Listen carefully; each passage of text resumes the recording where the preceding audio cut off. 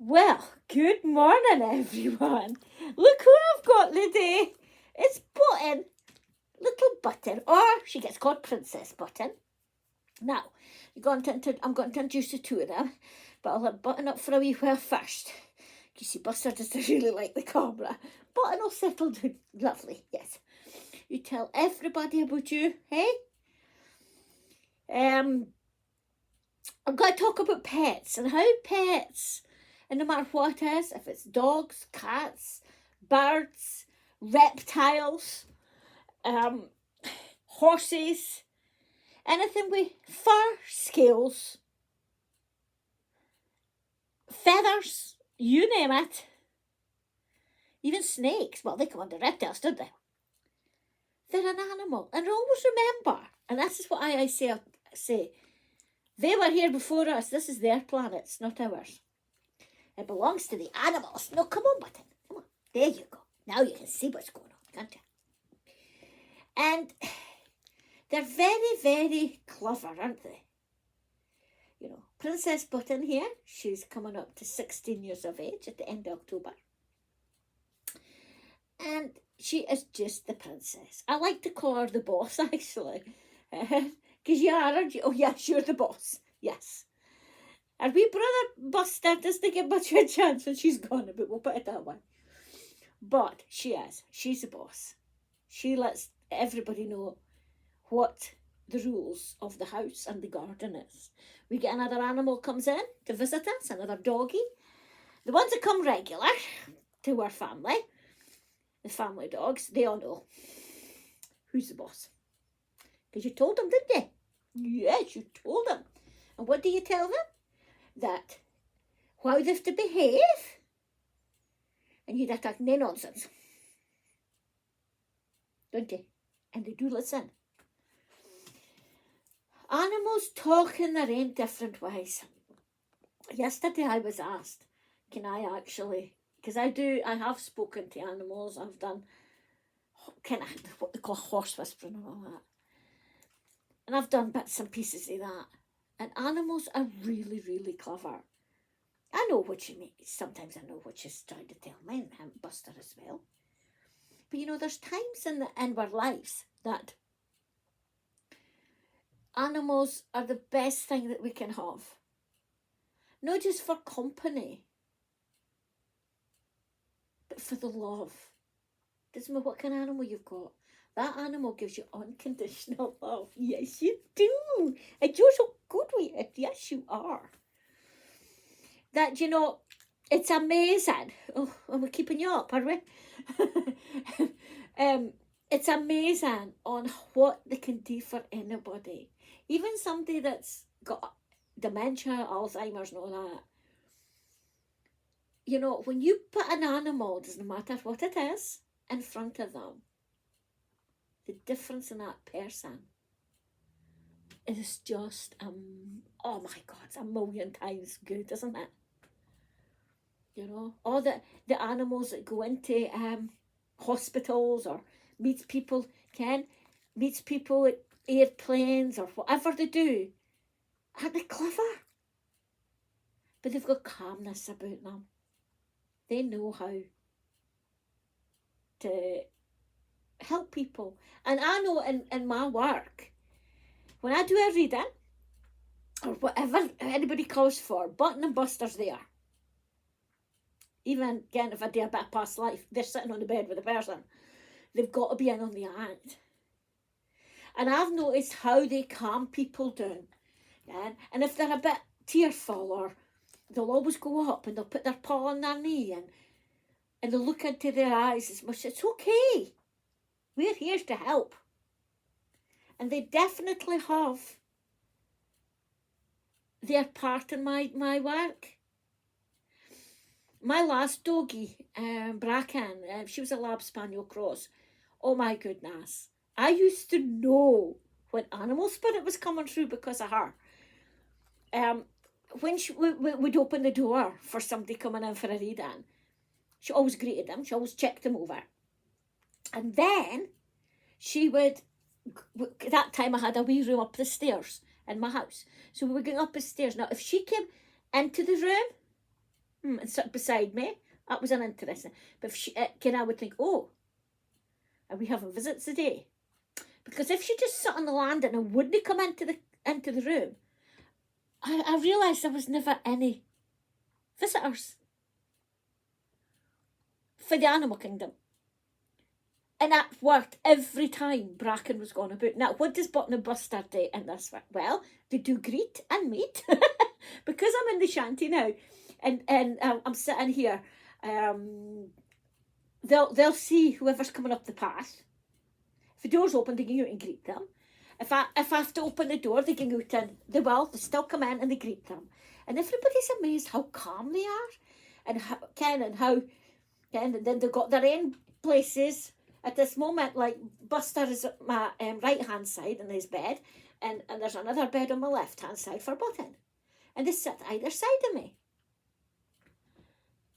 But they always know when they're needed. And they're the common influence when people comes in. You know, if you've got somebody that's grieving and you've got somebody that's really upset, to have somebody like my Button or Buster coming to greet you with a wee cuddle, a wag of the tail, oh, it fairly sets the tone. They have got their own place. Oh, and they get teeties. In this shanty, there's a bag of teeties for them. So they're very well dealt with. But Button's coming up to 16. And I know time's coming that we're going to have to say goodbye. When that time comes, it's going to be one of the saddest days. You know? But then I can look back on what she done. And what Buster does as well for us. For our work. Because they're so clever, aren't you? And you've just a good girl. Eh? Button was given to me 16 years ago. December, 16 years ago. For my Christmas. And because I had just lost in the same year, Bracken had passed away in May. And I just was lost, okay? Just having that comfort for an animal.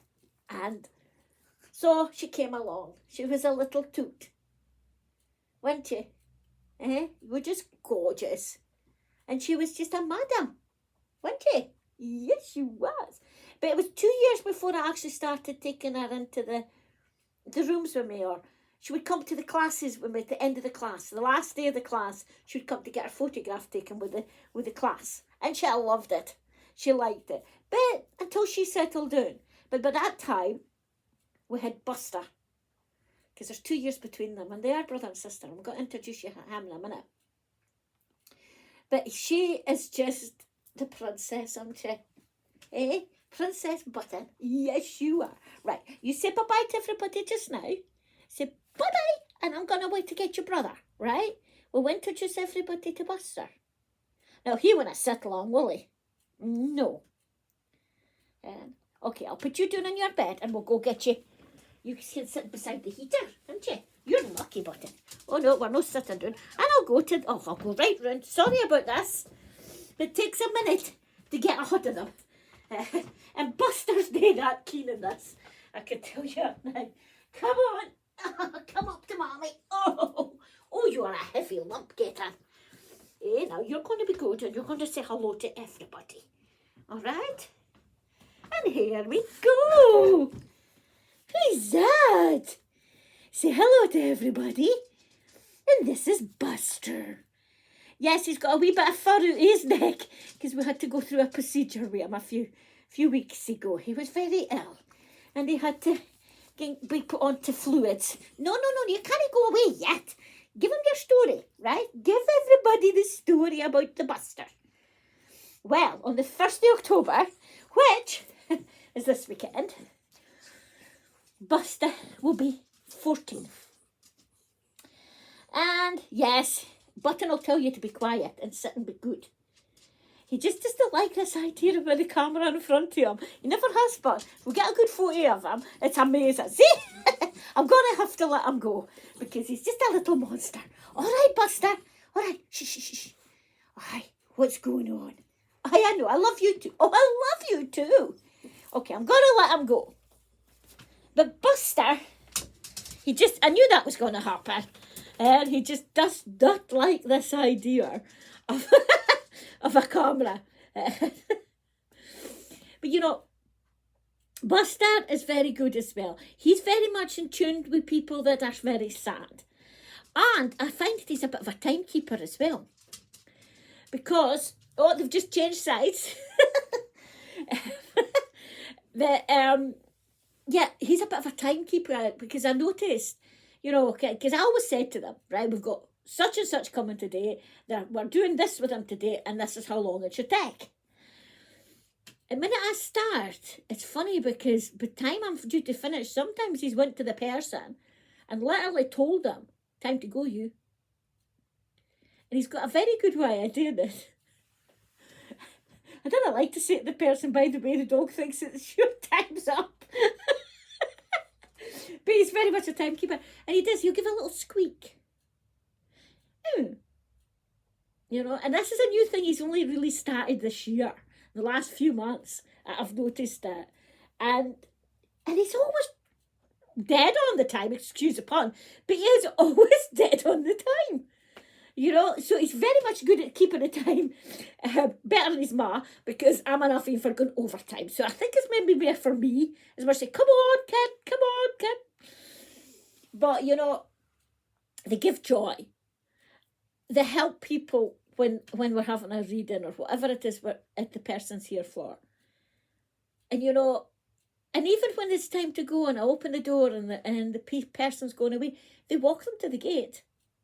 A person says to me, well, no, they're just seeing this off your property. Well, you guess, maybe they are. But you can't say, but they're so cute. And they get off excited afterwards. Because it's like, oh, we've done our work today again. And they get excited. But you know, it is the saddest thing about having a pet, and it doesn't matter what kind of pet you have. It's the day they have to go back to spirit. But remember, you lot out there, they do come back. But Bracken and my first dog, Ben, who's a beagle, they still pop in. You know, I still sense their presence. And it's lovely. They know that they don't need to work anymore, so they'll come in and just sit and just watch telly with me, or Ben likes to sit at the bottom of the bed. And yeah, they come just to say hello. And it's lovely. And all your pets do that. It doesn't matter how much pets you've got. And they do meet us as well when we cross the Rainbow Bridge ourselves. They're there. They're there waiting, wagging their tails and whatever way they would greet you, they're there as well. And it's amazing that their spirit is so strong, just like ours. Healing, if you're doing healing with pets, it's the same thing. I always work it this way. To me, it's just, they're just us, but they've got 4 legs. So to find out where the chakras and that is, I just visualise them kind of standing on 2 legs and go like that. Because it's not that far different. And it seems to work. But yeah, animals are one of the most precious things we have. You know? And when you've got an animal, as I say, in your life, it's just another bearing. It's just another member of your family. You know, we're coming up now to, we're in autumn here in Scotland now. And I'm all ready to feed the birdies. I've got a thing, I feed birds through the summer because it makes them lazy. And I've got a lot of birds in my garden, so I don't like to see them lazy. But I've got everything ready in the shed when it really does the temperature drop. And I'll be out there. And Button and Buster will help me. They come and watch. They watch the birds as well. It's just amazing what Mother Nature does. the animals.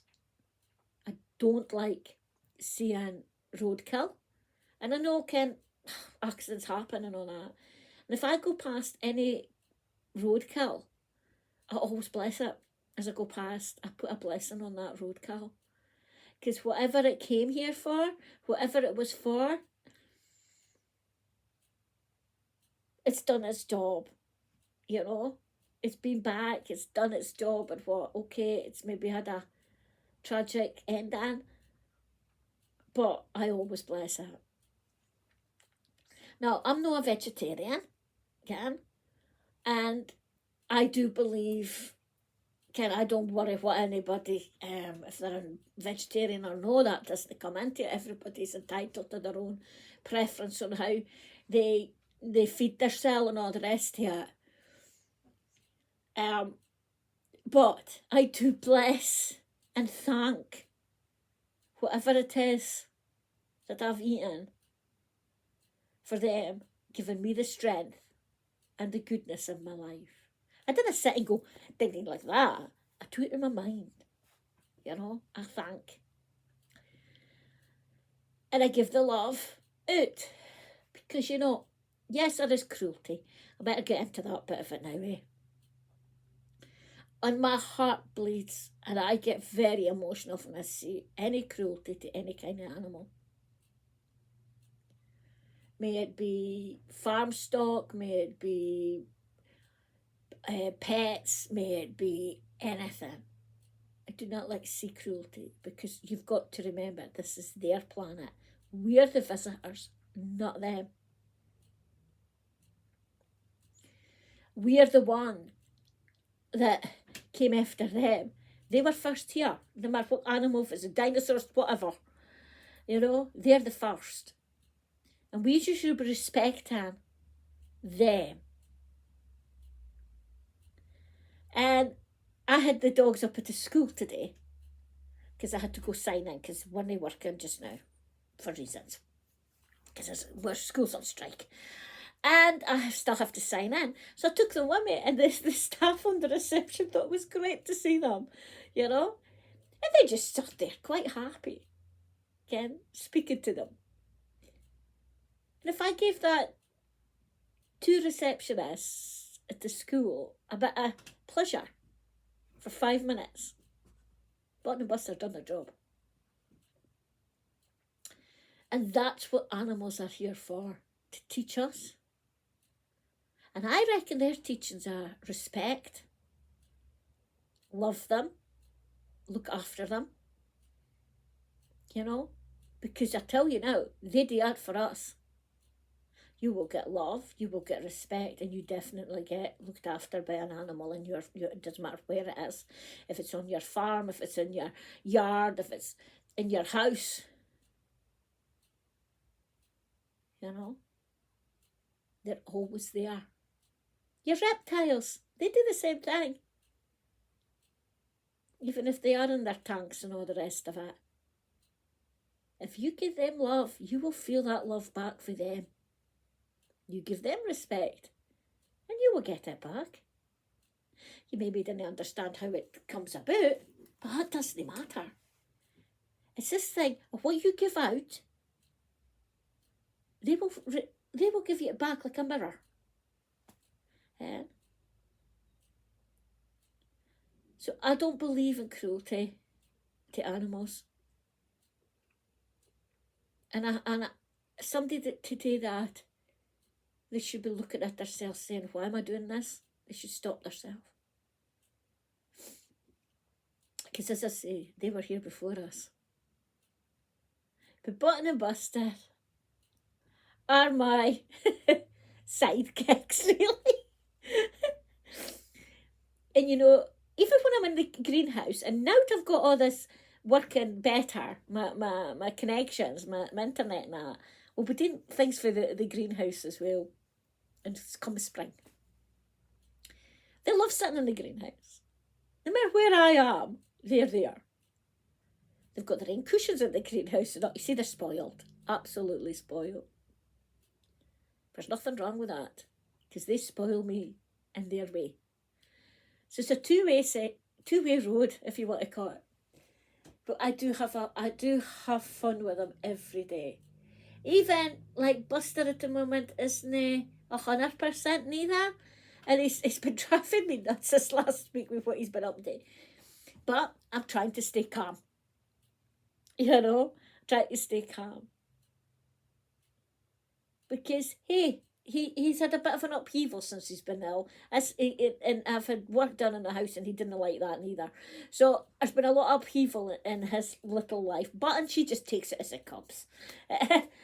It's like, just throw it at me, I'll deal with it kind of thing. But Buster's a different kind of kettle of wee fish. But anyway, you know, as long as they get, what I say, their beefies or their titties and their cuddles and they're out for a wee jaunt, Ken is, my twat is as happy as Larry. At night time's the best time. Time for bed, and I do my clothes and doing prayers, and we thank the universe for our day and all the rest of it. That's pure sleep with me. Now, I've got a king-size bed. They've got I didn't even hear a quarter. Some nights I'm waking up, I'm actually lying on the edge. Because this pair like to be right up against my back. And if they get too hot, I must just automatically move.